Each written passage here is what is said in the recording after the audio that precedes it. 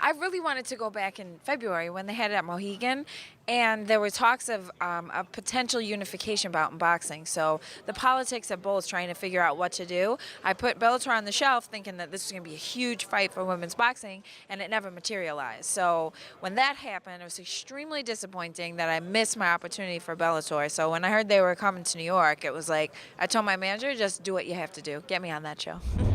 Well, part of me felt like I don't belong up here with these incredible athletes who've dedicated their whole lives to the sport. And then on the other hand, like I have such a huge fan base in New York City. Like it's no secret I'm going to sell a ton of tickets to this fight.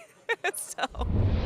Well, in boxing, I paid my dues, right? For a long, long time. I fought all the fights I was supposed to fight, did all the little buyouts, made my way, took the steps, right? I haven't really done that in MMA, and that's why I feel like it's unfair to the girls who really are trying to pay their dues and work their way up right now for me to turn around and say, I deserve this because people know who I am. Like, these are girls who dedicate their life to it. If I dedicate a whole year, maybe 4 fights in a row to Bellator, who knows where it'll go? I was 30 years old when I started boxing and a world champion last year. And I taught myself, learned on the way up. So it's not to say that I couldn't do the same thing in MMA. Just as I stand here in front of you today, it would be arrogant of me to assume that I deserve a place that maybe I haven't worked as hard as the other girls for.